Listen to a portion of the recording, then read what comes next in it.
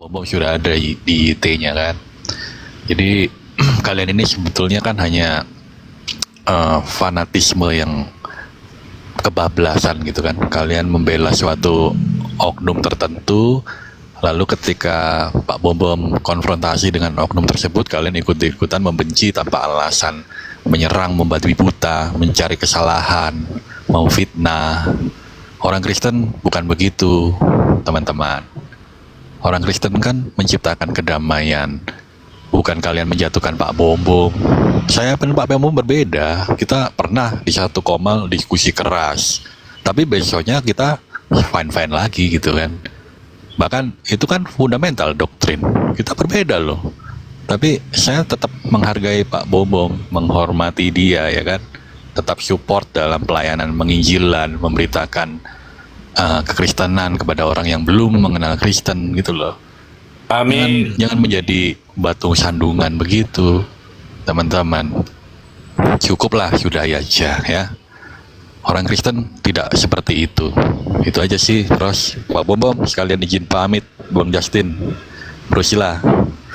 Baik, kita berdua diskusi ya, kapan-kapan ya. Siap. Mau kemana, Jo? Di sini aja lah. Gini, saya mau disclaimer ya. Kalau ini mode saya naikkan lagi Pak Bom, tapi kalau dia tidak ada sopan santun saya blokir ya. Saya blokir ya, bukan hanya tak turunkan tapi saya blokir. Mudah-mudahan dia ngerti apa yang saya maksud. Cuma gini, yang saya pertanyakan gini ya, apakah orang itu saat menyampaikan firman Tuhan atau saat berapologet, apakah wajib harus menunjukkan otoritas ya? Nah, kamu saya blokir ya, mode ya. Kalau kamu nggak bisa, saya blokir kalau kamu nggak sopan ya. Tunjukkan sertifikat maupun Bro penginjil, bro host, saya mau ngomong sedikit sama mode ini. Enak lagi ya, kayaknya ada yang band saya nih. Ada yang band saya. Ya. Iya, Ada yang band saya. Saya turun dulu bersana. udah turun kau. Turun. Ya. Pak Tergantungan kau. Bom kenapa? Di sini gosip aja kau. Jadi Sampai begini kau di sini. Kode kamu kan orang Kristen boleh Enggak, ini sabar. mengkonsumsi ada Enggak, ini saya ya, cuma ada tanya, tulisannya kalau mengkonsumsi tunjukkan zat yang sertifikatnya. Kalau nggak ada ditampilkan kan di dalam gantungan tes ini namanya. dapat membahayakan kesehatan Anda. Ini Pak ada yang Mode, merokok atau orang gimana? bicara Pak Mode. Ngapain kau naikkan Belajar pendeta etika kandungan juga. cuma bisa gosipin Pak orang. Mode Carilah mungkin yang cerdas sedikit. kupingnya kurang Bisa dengar nggak cari kali yang ya, cerdas sedikit? cuma bicara-bicara doang. Jadi saya turunkan Nah, Ini habis lah minum ya, karena Pak Mode tikus ternyata ini, tidak tak tikus. mengerti. Habis minum tak tikus ini. ketika berbicara, mohon maaf. Biasa orang tuanya. Kayaknya anak-anak begitu nggak punya orang tua. Dia udah lari dari rumah biasa. Orang tua Bapak. Oke. Nggak, Cuma biasa, gini, biasa. Saya langsung to the point aja. Biasanya orang begitu udah jangan. lari dari bukan orang tua, lari dari orang tua, tidak mau diajar sama didik orang tuanya, melawan. iya. Harus yang kasih saya tahu pertanyakan itu gini ya, yang saya pertanyakan itu Karena nggak punya apakah adab. orang itu saat orang itu menyampaikan Injil ya, Injil keselamatan, atau saat berapologetika, apakah dibutuhkan legalitas yang seperti tadi yang diminta? Kira-kira butuh itu nggak sih? Tidak semua. Tidak semua hamba Tuhan butuh begini, ijazah STP. karena mereka punya Tuhan, namanya Edis, jadi mereka penyembah Edis. Udah itu aja, titik, selesai. Gak usah nanya. Nggak butuh orang begitu. Marah, naik sendiri. Halo, Pak Hesmu. Pak Hesmu Watia apa ini? Ini dari mana nih Pak? Aduh, maaf ya Pak, kayaknya belum bisa bicara ya. Oke, Bro Unity, halo apa kabar? Enak nih kalau Bro Unity diskusi sama Pak Bom. Semoga Pak Bom nggak pusing ya kalau sama Unity. Kita udah tahu, udah pernah diskusi. Selamat. Gimana Unity mau apa Unity yang mau persekusi Pak Bom atau mau apa nih? Kawan Silakan. lama ini, Pak Bom. Tapi pertanyaannya Bro Sila tadi itu menarik untuk dibahas atau dijawab ya. Saya mau menjawab dulu karena bagiku yang substansi yang penting untuk dibicarakan, bukan ketawa-ketawa. Nah, Iya. apakah seorang apologet itu perlu legalitas ya? Nggak perlu. Kalau bicara legalitas berarti bicara dasar hukum ya, kedudukan seseorang ya secara sah gitu ya, dan dilindungi oleh undang-undang, itu biasanya kalau bicara legalitas. Sedangkan apologet itu ya, atau kita sebut panggilan apologetika, itu bukan satu yang didasari oleh keabsahan hukum. Itu panggilannya itu bersifat rohani ya, bukan legalisme, bukan sesuatu yang dijalankan karena ada prinsip legalitasnya. Enggak. Kalau dibilang gereja kemudian membangun satu aturan berdasarkan ayat-ayat untuk menertibkan orang-orang dalam berapologet supaya jangan ada pengajaran yang aneh misalnya, maka di situ diberlakukan misalnya aturan atau etika gitu ya, gitu. Itu setiap organisasi berbeda, tergantung penafsiran dia. Tapi kalau dari kitab suci itu sendiri, pentabisan yang dilakukan kepada para rasul itu dan orang-orang percaya itu pentabisan Roh Kudus, bukan pentabisan secara formal, secara formalitas atau secara kelembagaan. Misalnya ya, Cornelius itu menerima karunia Roh Kudus, pentabisan Roh Kudus, bukan karena dibaptis secara ini ya, ritual ya, atau baptis ini dulu ya, selam yang biasanya secara formalitas dijalankan oleh gereja, tetapi dia langsung dikarunia Roh Kudus. Tetapi kalau bicara posisi jawatan di dalam gereja, nah itu tentu pasti berbeda lagi kita bicara. Tetapi seperti Cornelius begitu ya kan, ketika dia sudah dikarunia Roh Kudus, ada tanggung jawab panggilan untuk memberitakan firman, bahkan mempertanggungjawabkan apa yang dia imani ketika dia dipertanyakan ya imannya. Ya pada intinya sudah lah. Pada intinya gini Pak, orang bisa menjadi hamba Tuhan asal gerejanya memberikan legalitas, udah. Enggak, itu formalitas Ya, sih saya bilang. terlalu panjang lah, udahlah. Enggak, firman Tuhan enggak bicara formalitas. Ya, maksudnya sudah maksudnya Satu sudah menit saya Kak, ini. boleh? Boleh Pak Bombom, silakan. Pak Yuneti, saya mau tanya dulu. Saya mau tanya yang lain. dulu. Ya, Silakan, saya mau tanya silakan. sebentar ya Pak Yuneti. Apakah di Alkitab ada aturan yang mengajarkan bahwa orang mengajar itu harus tamat sekolah dulu, atau dia sekolah dulu, atau dia tidak bisa lebih daripada dia punya guru? Ada nggak di Alkitab? Ada nggak? Orang mengajar itu gimana tadi? Sekolah Maksudnya, gimana? ada nggak, kan tadi masalah otoritas ini, ada nggak orang bisa mengajar dia tidak lebih daripada gurunya? Ada nggak? Karena Yesus kan guru. Ada nggak di dalam Alkitab secara letterlek orang boleh mengajar lebih daripada guru, dia sebelum lebih daripada Melampaui gurunya? ajaran gurunya. Iya, ada nggak? Oh, enggak Istilahnya ada. dia belum, Enggak, sebelum dia tamat sekolah lah, istilahnya sebelum tamat. Ada nggak? enggak melampaui. Bapak udah baca, nggak, maksud pertanyaan saya begini Pak. Ada nggak tulisan di Alkitab, pengajaran dalam Alkitab secara letterlek ya, letterlek, bahwa kalau orang mau mengajar itu minimal dia harus tamat belajar gitu istilahnya? Ada nggak? Itu Jadi pertanyaan saya. murid-murid itu pun diajari oleh Tuhan.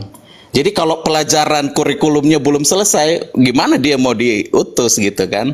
Tetapi pengajaran atau sekolah pendidikan secara formal beda dengan pendidikan atau ilmu yang dipelajari secara otodidak. Ini kan nanti perdebatan kan di sini. Karena Saya Tuhan begini, Yesus pun begini Pak Yuniti sebentar. Saya nggak usah panjang-panjang. Maksud saya, dengar pertanyaan saya. Bolehkah orang mengajar sebelum dia tamat belajar? Boleh nggak? Secara normatif tidak. Secara normatif tidak. Nggak, begini. Berarti kalau dia tamat belajar, berarti kan dia ada sekolahnya. Contoh Rasul Paulus mengajar. Rasul Paulus kan mengajar kan? Betul? Sebagai dosen. Betul, betul, betul. Oke, dosen ya. Nah, berarti yang diajar itu kan orang-orang mula-mula Kristen. Sampai turun ke bapak-bapak gereja. Turun kepada kami-kami nih, oke? Pertanyaannya, apakah orang yang belum tamat sekolah boleh mengajar nggak? Saya tanya sama bapak. Silakan.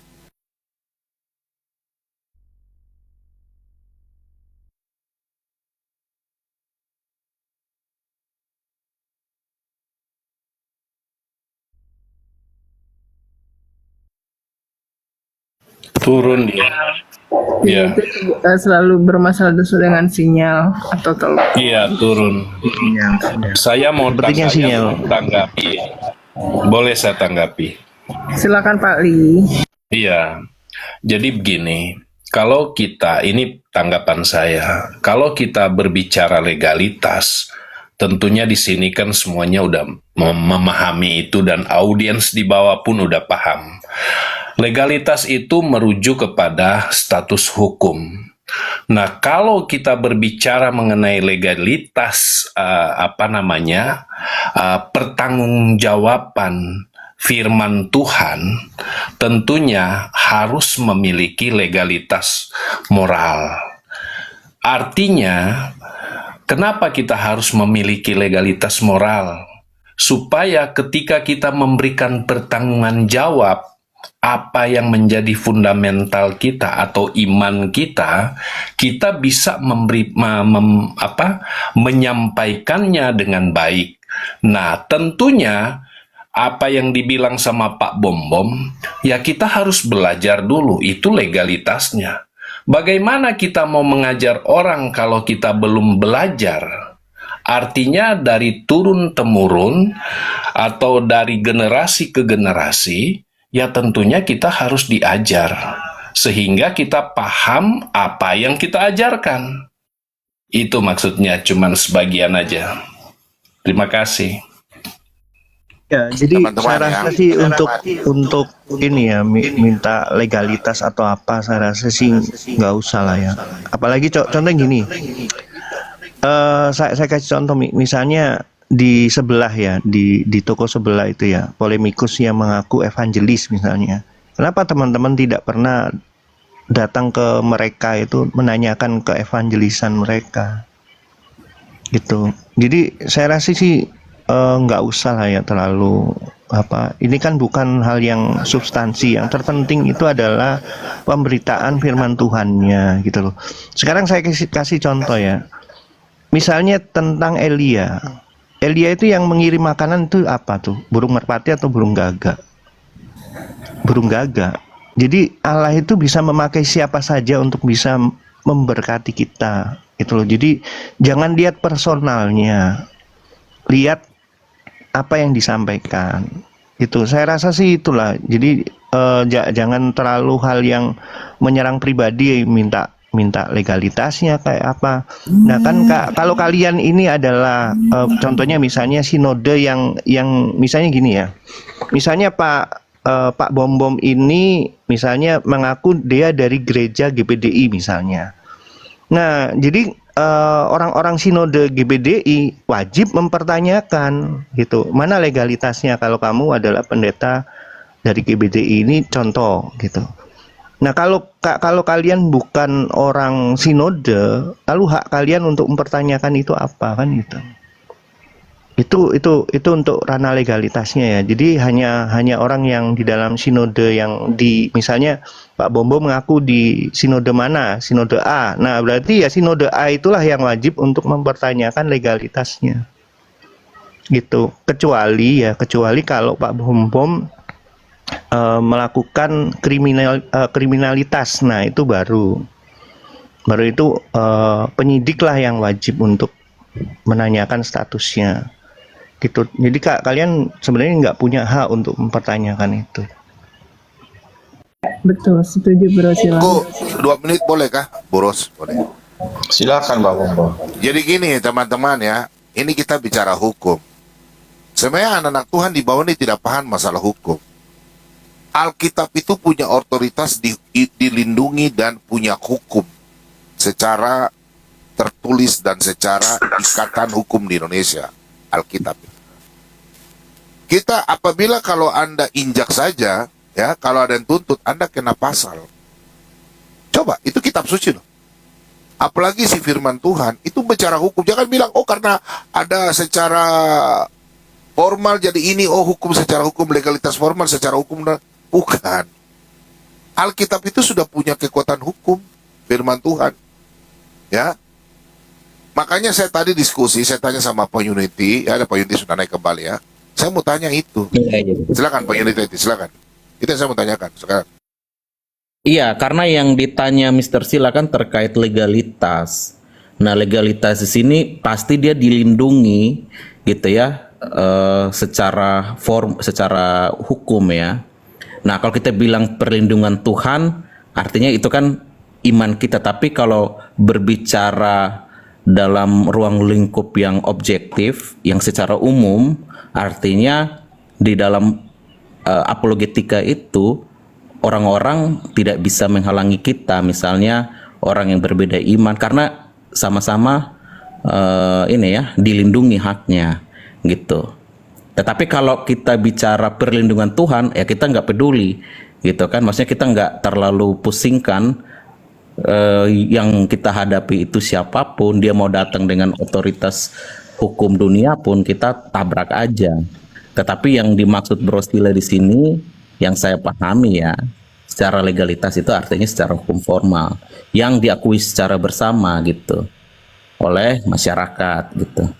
Jadi agama itu karena dia adalah hak, maka setiap orang berhak memeluk agama yang dia yakini, dan berhak untuk memberikan pertanggungjawaban, misalnya kan kalau terkait ajaran-ajaran yang misalnya disimpangkan oleh orang lain, dia merasa dia perlu meluruskan karena itu haknya dan itu dilindungi gitu. Tapi kalau apologetika ini, legalitas apologetika ini gimana? Nah ini kan menurut saya ini panggilan dulu kan.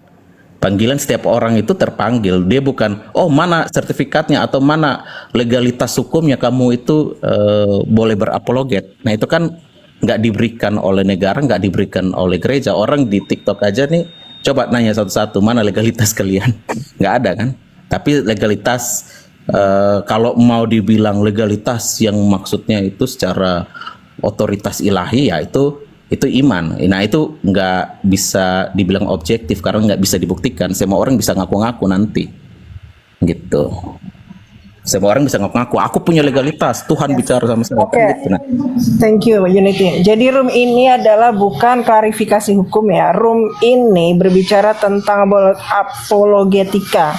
Yang kita gaungkan adalah tentang iman kita, siapa Kristus, siapa yang Allah kita sembah. Ya bukan validasi. Jadi teman-teman ngapain nanya-nanyain mana sertifikatmu Pak Bom Bom, bener nggak Pak Bom Bom begini dan begitu, kasus ini kasus itu. Nah itu udah hukum yang berbicara. Nah di room ini kita tidak buka forum untuk itu. Oke. Kalau kalian benar-benar ingin tahu, silakan hubungi Pak Bom Bom DM atau di room lain silakan. Tapi di room ini tidak. Ada room-room yang menyediakan itu, room-room yang mau membuka, ya kan. Ada beberapa room yang saya juga nonton. Kasusnya Pak Bom saya tahu, maksudnya bukan tahu benar ya, maksudnya saya tahu ada room-room yang membicarakan. Ya silakan ke situ. Nah kalau di room ini kita tidak buka pembicaraan itu. Kita mengundang Pak Bom Bom di sini karena beliau adalah salah satu apologet. Dia seorang pengajar. Terlepas bagaimana soal latar belakang Pak Bom Bom, biarlah hukum yang berbicara. Karena apa? Buah yang dihasilkan itu yang akan kita lihat. Kita memberi kesempatan semua untuk berbicara. Kayak Bro Unity ini saya kasih kesempatan untuk berbicara. Walaupun kalian tidak menyukainya ya, silakan Bro Unity bicara, Hansa bicara. Siapapun boleh berbicara di room ini. Memberikan dasar-dasar pemahaman imannya, silakan. Oke. Jadi saya memberi kesempatan kepada Mumbunan Sony. Silakan Pak Mumbunan Sony, ada yang ingin disampaikan?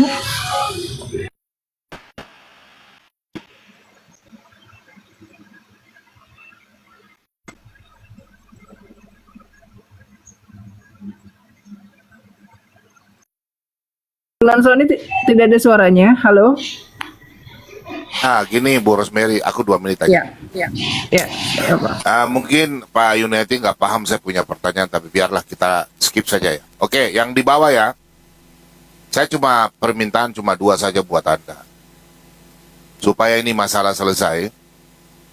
Sesuai dengan Undang-Undang ITE 434 ya. 434 433 27 Undang-Undang ITE, pasal 45 Undang-Undang ITE, saya tantang kalian yang sudah membuat isu-isu, saya tantang kalian datang di Manokwari, oke? Kalau tidak, open kamera sini, tunjukkan kalian punya KTP.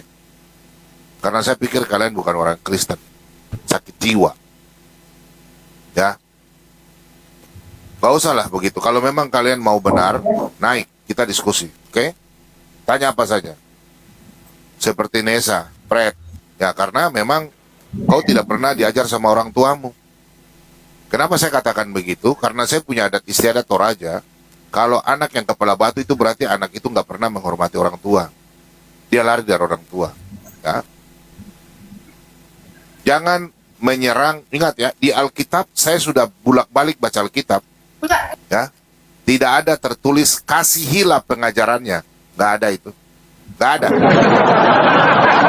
Yang tertulis itu kasihilah sesamamu manusia. Minta maaf ya. Saya kalau pengajaran saya injak-injak. Kalau yang sesat, saya gigit. Saya putar kepala ke bawah. Ya. Ngapain kau jadi apologet kalau kau nggak mengaku Yesus adalah Tuhan? Ngapain kau menjadi apologet kalau kau tidak berdiri di atas Allah Tritunggal Maha Kudus?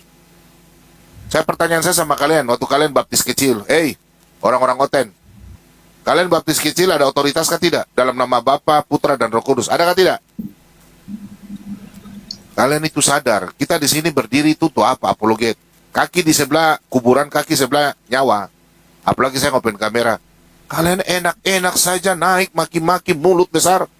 Tidak pernah buka channel, cari jiwa, tidak ada apa-apa. Cuma mulut, roar-roar saja. Bobo mulut kasar tidak terima, skema Manokwari sini saya tunggu. Kan ada polisi, ada Polda. Kenapa kalian isu-isu begitu kah? Saya nggak perlu klarifikasi, ngapain saya mau klarifikasi? Lu kalau merasa rugi, lu merasa ini, lu datang ke sini. Gua injak-injak lu, biarpun lu ngaku Kristen, kalau ajarannya sesat, ngaku di gereja tapi pemahamannya setan, onenes, apa itu? Ngaku Yesus masih punya Tuhan. Ajaran di mana itu? Nanti besok nggak usah sembah Yesus, ngapain kita berapologi? Kena ban kah? Jangan singgung-singgung onenes.